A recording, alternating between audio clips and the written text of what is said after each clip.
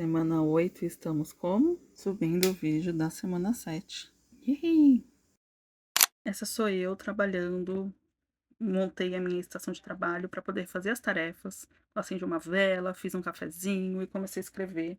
A semana 8 é uma semana sobre o senso de poder e ela começa com uma atividade que se chama Noções Aprendidas na Infância, um exercício que você tem que completar umas frases. Depois tem as tarefas da semana, que tem o objetivo de fazer com que a gente sonhe.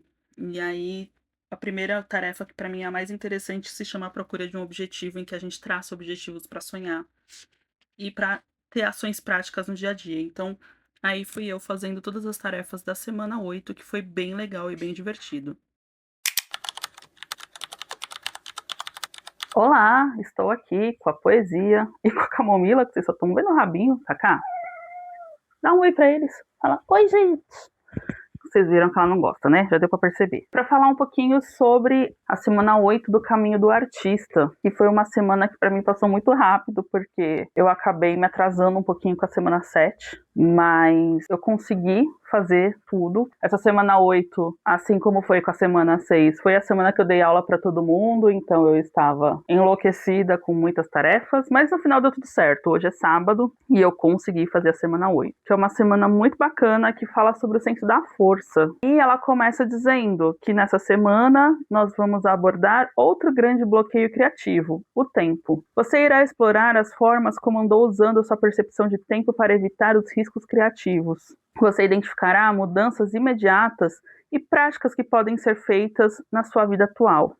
Irá escavar o condicionamento precoce, que pode tê-lo encorajado a se satisfazer com muito menos do que deseja em termos criativos. O que eu gosto da semana 8, ela vai trabalhar muito com sonhos. Quais são os nossos desejos? O que foi que a gente enterrou ao longo do caminho, que a gente precisa retomar? E uma das tarefas é justamente criar um plano de ação para realizar os nossos sonhos. Então eu acho isso muito legal, assim, porque isso nos dá força, né? A esperança é um excelente combustível para nos colocar em movimento, que também é uma coisa que ela fala muito nessa semana 8, assim. Como que você está movimentando a sua vida? Porque uma vida parada não realiza coisas, não faz com que a gente avance. Então ela começa a semana 8 falando sobre sobrevivência. E ela começa, o primeiro parágrafo sobre sobrevivência diz, para quem tem o livro, está na página 167. Uma das tarefas mais difíceis enfrentadas por um artista é primal, a sobrevivência artística. Todos precisam aprender a arte de sobreviver a perdas. Perda da esperança, perda de orgulho, perda de dinheiro, perda de autoconfiança. Ao lado de muitos ganhos, nós inevitavelmente sofremos tais perdas numa carreira artística. São os perigos da estrada e, de várias formas, sua sinalização. Perdas artísticas podem ser transformadas em ganhos e em fortalecimento, mas não se permanecerem no isolamento do cérebro do artista acuado. E aí ela fala que as criações artísticas são como filhos, normalmente a gente trata assim, né? E aí isso é uma coisa que a gente sempre conversa lá no projeto Escrita Criativa, que é, nossos livros artisticamente são como nossos filhos, mas quando a gente torna ele impresso ou quando a gente vai colocar um e-book na Amazon, por exemplo, eles são um produto, e se a gente tem esse apego sentimental de são como filhos, a gente pode se machucar muito nesse processo. Então, saber lidar com tudo é importante, porque senão, se você não trata o seu livro como um produto, você não vende. Porque você não vai fazer a propaganda do produto, porque você não vai falar dele, enfim. Ou vai usar as estratégias erradas para fazer isso. É importante a gente saber separar um pouco as coisas, na minha percepção. Mas ela vai falar aqui que as criações artísticas são como os filhos, e as perdas artísticas são como quando a gente perde esses filhos. Quando a gente tem uma perda artística, é como se a gente tivesse uma gravidez interrompida. A gente perde algo que é muito importante pra gente. E aí ela dá alguns exemplos dessas perdas artísticas, né? Que é quando um livro não vende, ou quando o livro tem uma crítica ruim,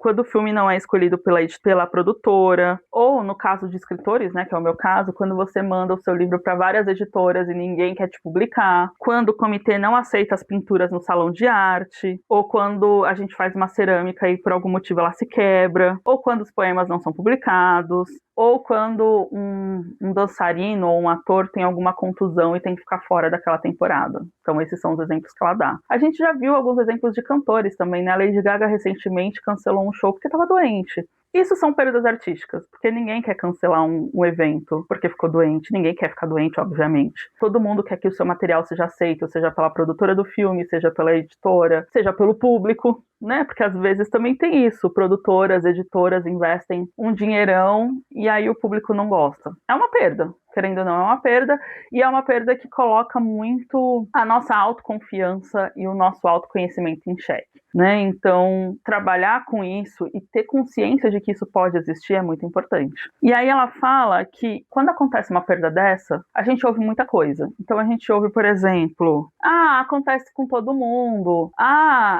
as pessoas não souberam reconhecer o seu trabalho, quem eu pensava que eu estava enganando, né? Por que eu fui tentar colocar essa obra no mundo? Quem que eu estava pensando que eu estava enganando ali, né?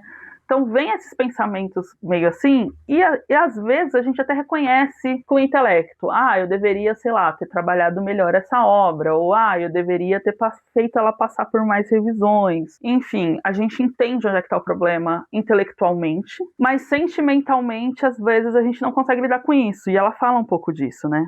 Ela fala, o artista interior, como a criança interior, dificilmente se magoa com a verdade. Porque o que ela vai falar? Você publicou, sei lá, vou pegar um exemplo de escritor que é a minha área, né? Publiquei um texto que tem problemas. Que eu sempre falo para as minhas alunas, eu acho que todo texto a gente pode melhorar e a gente pode aprimorar. Enfim, pode ser o meu lado virginiana, que sempre quer aprimorar tudo? Pode, mas eu sempre acredito que não existe ideia ruim. Existe como a gente vai trabalhando essa ideia, como que a gente vai trabalhando a linguagem, até que fique uma ideia boa, né? Mas vamos supor que, sei lá, publiquei um texto com problemas. Se eu recebo uma crítica genuína, uma crítica boa, eu, enquanto escritora, vou ter aquele momento de entendi onde é que está o problema, entendi onde é que eu tenho que melhorar. Então o problema não é receber críticas, ou o problema não é ser negado para algo. O problema é quando a crítica vem para te sabotar, porque não é uma crítica genuína. Então, sei lá, aquela crítica que vai falar mais, sei lá, da minha aparência como escritora do que do meu texto, por exemplo, né? Isso acontece muito com cantoras, com atrizes. A Nelly Furtado, por exemplo, passou por isso, porque ela é uma excelente cantora, mas ela engordou. Ela parou de fazer turnê, porque o pessoal só estava falando do peso dela, e aí ela falou, vou dar um tempo disso. Isso é uma crítica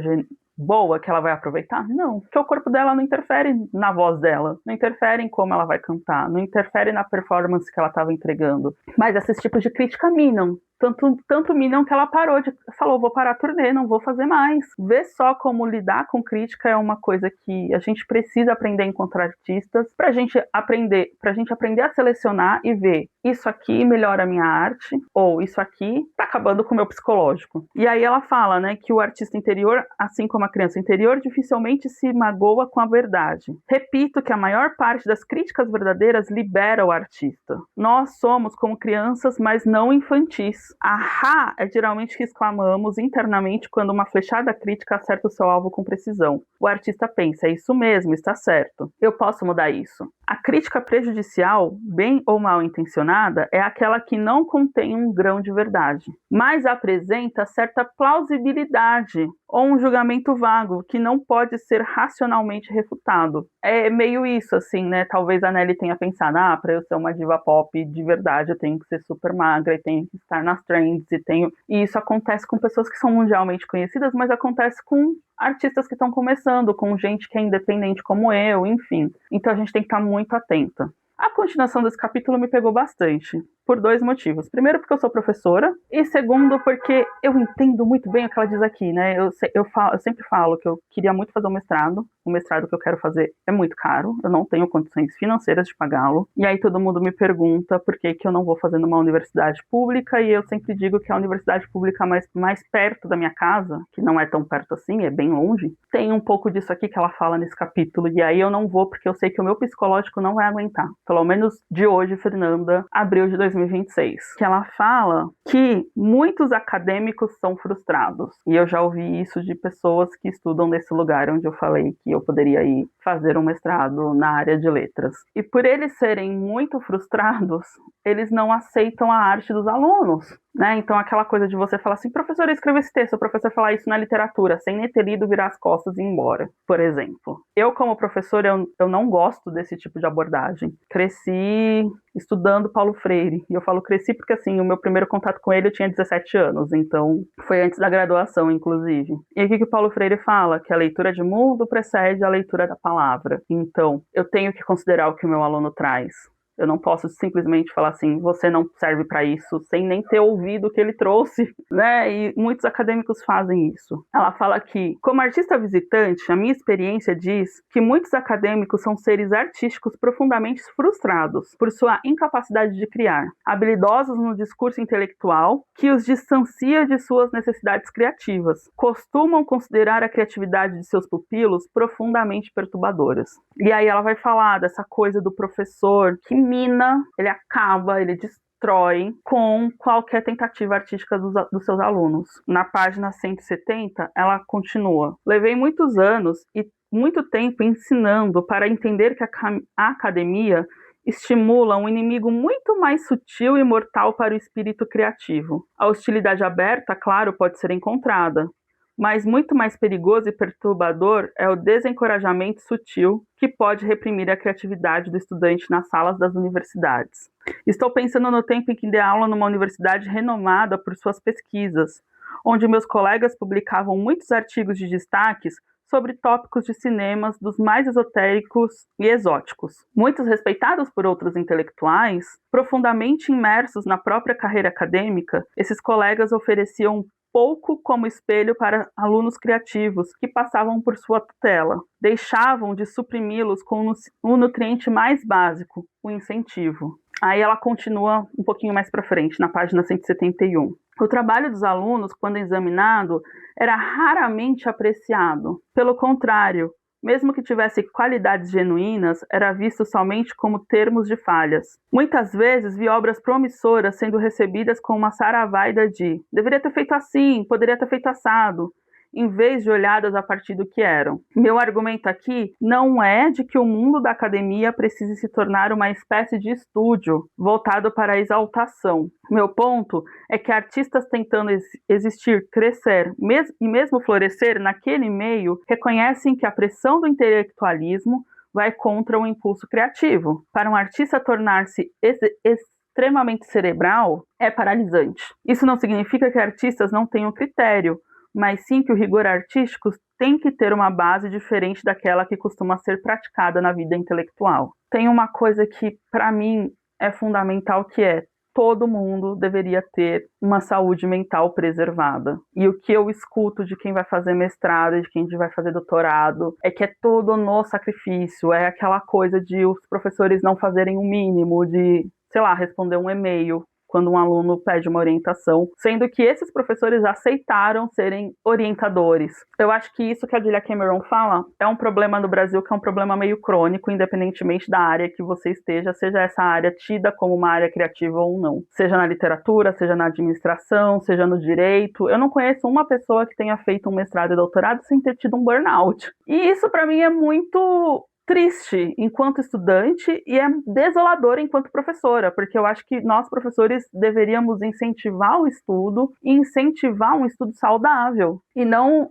querer que o aluno, sei lá, reescreva uma tese de doutorado em um mês porque eu não avisei antes e eu era professora e tinha que ter avisado, sabe? Ou então não dificultar, se eu me proponho a ser orientadora, eu não deveria dificultar o acesso do meu aluno para mim, pelo contrário, eu deveria facilitar. Enfim, eu tenho várias críticas para essa coisa do mestrado e doutorado.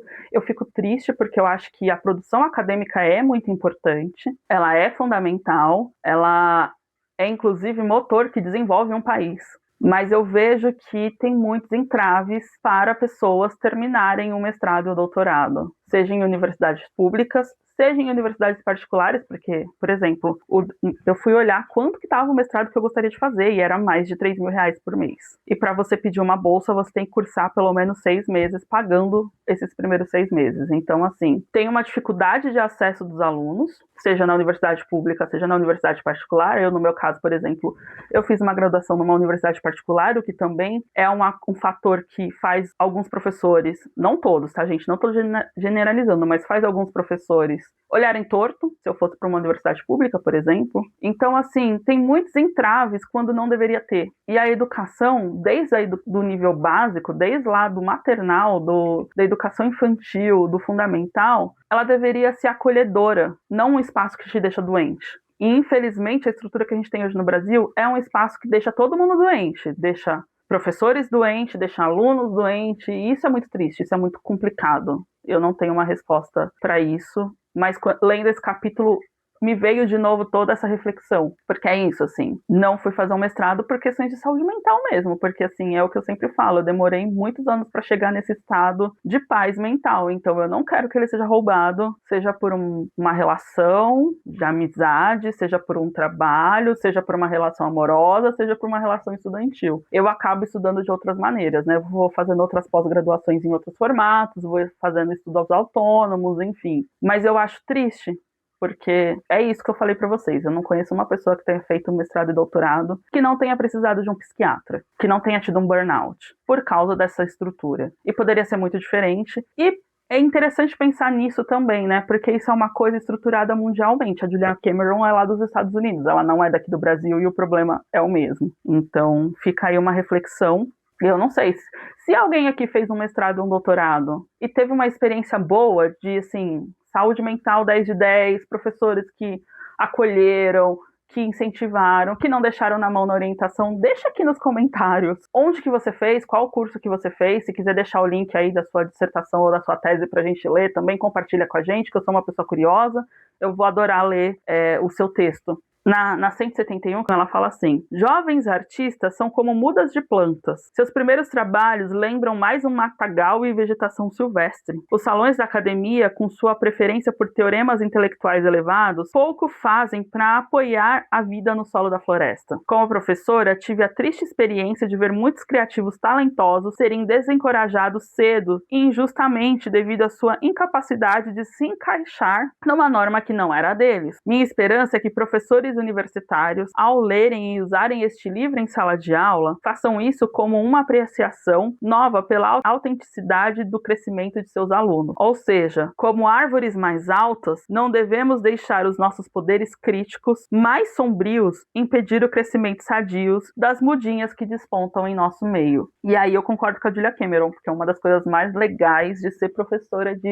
ser professora. Eu ia falar de ser professora de escrita porque aqui a gente está falando de arte, né? Mas como professora de inglês e como professora de português também, é isso, é ver a evolução, sabe? Ver o aluno ganhando não só conhecimento, mas empoderamento. Aquela coisa de perder o medo de falar inglês em público, perder o medo de fazer um relatório no trabalho, perder o medo de publicar um livro. Isso é o que faz o meu olho brilhar, é isso que me faz ser professora, é isso que me faz querer continuar, mesmo não estando num espaço mais tradicional de ensino. É fabuloso ver os livros saindo, é fabuloso ver um aluno que se debateu para escrever um texto e de repente o texto ficar maravilhoso. Eu acho isso muito legal, assim, eu acho isso muito bonito e eu não sei se eu sou uma árvore tão alta, eu acho que eu ainda tenho que aprender ainda com árvores gigantes e centenárias, né? Acho que essa coisa também de ser professora é sempre uma coisa de continuar aprendendo. E essa coisa de ser escritora é sempre uma curiosidade para o mundo. Mas todas as graminhas que estão ao meu redor, eu faço de tudo para que elas sejam protegidas e para que elas cresçam. Enfim, aí depois que ela fala sobre a sobrevivência e sobre o poder na academia, ela vai falar sobre o ganho disfarçado de perda, que também é uma coisa que acontece muito, né? Às vezes a gente perde de um lado e a gente acha que tá tudo acabado, e de repente a gente ganhou alguma coisa ali com aquilo que a gente nem estava enxergando. A primeira frase desse tópico para mim é muito bonita. A arte é o ato de estruturar o tempo. É legal isso, né, da gente pensar, porque cada movimento artístico realmente vai falar sobre o tempo ou vai pensar um tempo adiante. Às vezes isso acontece também. Quando a gente vai estudar, por exemplo, as escolas literárias, os movimentos literários, a gente vê que tem alguns artistas que estão registrando para o próprio tempo e alguns artistas que já estão lá na frente. Isso se dá com a música, isso se dá com a pintura, isso se dá com a fotografia, enfim, com todas as artes, acredito eu. E que tudo é uma questão de enquadramento. Ela nos lembra que todo fim é um começo, e que nós sabemos disso, mas a gente tende a esquecer quando estamos de luto. Então tem um luto ali, né? Quando a gente não é aceito, quando o nosso texto não é publicado, quando vem uma crítica ruim, a gente passa por um processo de luto. E saber disso também é importante, porque o luto tem as suas fases, cada um vive o luto de um jeito. Então, pensar que isso é um luto é um jeito também de lidar com isso. Ganho disfarçado de perda é uma ferramenta potente para um artista. Para adquiri-la, basta perguntar sem rodeios: como essa perda pode me servir? Para onde levará o meu trabalho? As respostas irão libertá-lo e surpreendê-lo. O segredo é digerir a dor e transformá-la em energia. A chave é saber, acreditar, agir como se um lado bom pudesse existir se você estiver disposto a olhar para o trabalho de uma outra maneira ou entrar por uma porta diferente, uma porta que você recusou em outra oportunidade. E aí ela vai falar que a gente tem que pensar, ok, isso aqui não deu certo, o que eu posso fazer agora? Porque a questão é se colocar em movimento. Se a gente ficar muito tempo chorando pela perda, a gente perde a... É tipo fazer academia, sabe? Quando você fica muito tempo sem fazer academia e você volta, você acha que você perdeu um pouco a mão, você não sabe direito como fazer, o seu corpo todo estranha, fica todo dolorido de novo, até reacostumar é todo um processo. É um pouco disso com a arte. Então, isso aqui não deu certo. O que eu posso fazer com isso? Né? E aí ela traz vários exemplos. Ela vai falar que quando ela não foi aceita, tanto ela como uma outra pessoa aqui que ela cita, quando não foi aceito o filme, virou diretora independente, ou pessoas que não têm o livro publicado por editora, que vai lançar o seu próprio livro, ou como aconteceu muito ali no início dos anos 2010, por ali, 2010, daquela década, muita gente abriu editora, porque falou, eu não vou ficar esperando uma editora gigante vir falar comigo e aceitar o meu livro, porque isso nunca vai acontecer. E se eu abrir a minha própria editora? E as editoras funcionaram e tiveram sucesso, algumas fecharam, outras continuam, mas esse é o processo da vida. Depois ela continua na outra página. A chave é a ação. A dor que não é usada de forma proveitosa logo se solidifica num coração pesado que torna mais difícil qualquer ação. Diante de uma perda, imediatamente realize uma pequena ação em apoio ao seu artista interior. Mesmo que seja comprar um buquê de tulipas ou um bloco de desenho, sua ação diz: eu reconheço você e sua dor. Prometo que no futuro irá valer a pena. Como uma criança pequena, o nosso artista precisa ser acalentado. E aí, depois disso tudo que ela falou, da sobrevivência da academia e do ganho disfarçado de perda, ela vai falar da idade do tempo, porque isso é um processo. E que ela fala que dizer que a gente está velho demais para fazer alguma coisa é um jeito de se sabotar, em outras palavras, né? E aí tem aquela coisa, né? Mas como que vai ser eu começar a fazer alguma coisa com essa idade, sendo que todo mundo que vai estar jovem? Então, ela traz um exemplo aqui, né? Estou velha demais para estudar cinema, eu disse a mim mesma aos 35 anos. E quando entrei no curso, descobri que era mesmo 15 anos mais velhas que os meus colegas de turma. Também descobri que eu tinha uma fome criativa maior, mais experiência de vida e uma curva de aprendizado bem mais acentuada. Agora, depois de ter dado aulas em faculdades de cinema, percebo que frequentemente os meus melhores alunos são aqueles que começaram a trabalhar mais tarde no que realmente gostam. Eu tenho uma experiência pessoal com isso, porque eu terminei o ensino médio, eu fui trabalhar e eu entrei na universidade quando a maioria dos meus amigos que saíram do ensino médio já emendaram na faculdade estavam saindo. Eu não era a mais velha da minha turma, tinha pessoas mais velhas, mas não fazia parte da maioria do grupo. E eu sinto que eu aproveitei muito melhor do que muita gente que tinha acabado de sair do ensino médio e entrado na faculdade. E é interessante pensar nisso porque quando ela descreveu isso, eu me vi nessa passagem. Ela fala que dizer que estou velha demais é uma tática de fuga e é sempre usada para não enfrentar o medo. Então, de novo, ela está trabalhando essa coisa do medo e ela fala que um jeito de virar essa chave é falar, vou experimentar. Vou experimentar é uma postura de iniciante, é uma postura de, ok, eu vou tentar aprender aqui alguma coisa, vai ser útil, todo aprendizado é útil. E é muito legal quando a gente entra sem essa pressão de tenho que fazer perfeito. Ano passado eu comecei a fazer aula de dança com 39 anos. E agora eu comecei a fazer aula de canto também aos 39 anos. Você é uma cantora profissional ou uma dançarina profissional? Nunca. Ou talvez, né, sei lá, um dia, não sei. Mas não está nos meus planos. Meus planos, a minha arte profissional é a minha escrita. Mas tem sido muito interessante e tem me aberto o olhar para muita coisa. Inclusive para muita coisa dentro da escrita. Então, essa coisa, né, da criatividade em movimento. É importante. E aí ela fala também que tem muita gente que fala assim, eu não vou fazer isso agora, eu vou fazer quando aposentar. Mesma coisa. É uma tática de fuga. Tem uma frase aqui que é muito boa. A criatividade ocorre no momento e, no momento, nós não temos idade. Então, assim, se o momento é agora, não importa se você tem 18 ou se você tem 90. O momento é agora, só aproveita o momento, só experimenta. E aí ela vai falar que nenhum ciclo criativo se encerra, porque a gente sempre vai colocar um ponto final, por exemplo, no livro, publicar o livro e pensar, poderia ter feito isso aqui diferente. E aí depois, o que a gente vai fazer? A gente vai pensar, quando estiver escrevendo o próximo livro, vai pensar, naquele livro eu deveria ter feito desse jeito, não fiz, vou fazer nesse agora.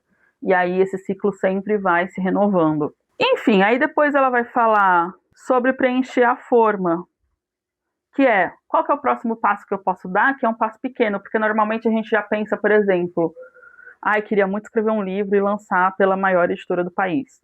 Esse é um salto muito grande, não vai acontecer assim tão rápido. Mas qual que é o salto pequeno? Ligar o computador e começar a escrever o primeiro capítulo do livro, ou o primeiro poema do livro, ou o primeiro conto do livro, ou a primeira crônica do livro. Enfim, se vocês entenderam. Né? Então, qual que é o salto pequeno que eu posso dar para construir esse salto grande? Porque às vezes é isso, às vezes eu vou lançar um livro independente, depois eu vou lançar um livro para uma pequena editora, até que uma hora uma editora grande me nota e aí eu posso lançar o livro pela editora grande. Mas não dá para dar um salto maior do que a perna. E é isso que ela vai falar sobre preencher a forma. Quais são os saltos que a gente pode dar para conseguir ter o nosso objetivo ali. E aí ela fala para a gente observar as nossas pequenas mudanças, porque dar esses saltinhos vai transformando a nossa realidade. Às vezes a gente se agarra a um pensamento e isso gera ansiedade. Na página 183, ela vai falar que pessoas que estão bloqueadas criativamente preferem sentir a dor da ansiedade e o desespero da ansiedade, ao invés de encarar o não saber o que vai vir se você der o primeiro passo. E depois o segundo, depois o terceiro, e depois o quarto, e assim por diante. Então ela fala que a gente tem que ir trabalhando com dar esses pequenos passos criativos todos os dias para a gente ir vencendo e se desapegando dessa ansiedade. Então, trabalho atrai trabalho, movimento atrai movimento. E isso, quanto mais a gente movimenta a nossa vida criativa, mais criatividade a gente vai ter, mais trabalho a gente vai colocar no mundo. E aí ela solta uma pergunta. O que você pode fazer agora mesmo com a sua vida do jeito que está em benefício da sua criatividade? Responda e haja. E aí depois disso ela vai trazer os exercícios para a gente pensar no que a gente aprendeu na infância sobre todos esses temas, algumas afirmações e as tarefas. Então inclusive essa semana foi bem interessante porque tem uma tarefa aqui que é para a gente escolher uma cor e se descrever como se fosse essa cor. E eu fiz essa tarefa na quinta-feira à noite. Na sexta-feira de manhã eu cheguei na aula de dança e a gente estava fazendo uns exercícios de movimentação espacial com o quadril. E a professora me solta a seguinte frase: imagina que você é uma cor e que você está pintando o espaço. E eu falei, meu Deus, olha essa sincronicidade. Então foi muito interessante nesse sentido, assim, de trabalhar a semana 8, porque a gente vai se imaginando nesse processo criativo. É possível poder viver uma vida criativa, mesmo com a dureza da vida, com essa correria de ter que trabalhar, de ter que estudar, de ter que ir atrás de boletos e pagar os boletos e cuidar de casa e cuidar de filhos para quem tem filhos, enfim. Não estou dizendo que é fácil. E nem a Julia Cameron está dizendo que é fácil. Não é fácil você ser mãe, você trabalhar, você cuidar de casa e você ainda ter uma vida artística. Mas é possível caçar, abrir brechas. Nem que essa brecha tenha, sei lá, vou escrever um poema nos 5 minutos que eu tenho. Depois eu reviso, depois eu penso o que eu vou fazer com ele. Ou vou ouvir uma música e dançar uma música de 3 minutos. Sabe? Então, ela vai incentivando a gente a ir cavando esses espaços criativos ao longo do livro, ao longo das semanas, ao longo das leituras. Isso, para mim, é muito interessante. Então, gente, eu não gravei muito da semana 8. Esse foi o meu resumo da semana 8. Então, tivemos sincronicidade, tivemos reflexões sobre o trabalho de escrita, o trabalho de professora. Não sou a professora mais perfeita do mundo, mas eu me esforço para fazer as minhas graminhas crescerem, né, os meus alunos terem sucesso aí nos empreendimentos deles. E também talvez eu não seja uma graminha, né, estou escrevendo aí, sou escritora desde 2016, então já tem 10 anos, mas eu também não sou uma árvore centenária, estou ainda nos meus desenvolvimentos e espero continuar no meu desenvolvimento, porque eu acho que é isso, né? A gente tem uma vida inteira para aprender pela frente, então continue estudando, continue aprendendo, continue curiosos, é o que eu diria, porque é o que eu faço. Amanhã começa a semana 9, então eu vou ver se eu registro essa semana. A semana 9 vai ser uma semana mais tranquila, talvez. Não sei se tranquila, mas um pouco menos intensa, porque eu vou ter uma quantidade um pouco menor de aulas. No vlog passado eu falei para vocês que eu estava dependendo de 2 respostas de trabalho. Elas chegaram, então eu estou sendo professora universitária de língua portuguesa em um curso de administração. Espero que os meus alunos lá na administração se sintam acolhidos, porque eu não quero ver ninguém doente por causa de análise do discurso, que é a disciplina que eu estou dando. São 3 aulas, eu já dei a primeira semana passada e agora vão ser mais 2. Também recebi o ok, vou fazer a minha primeira revisão contratada por uma editora.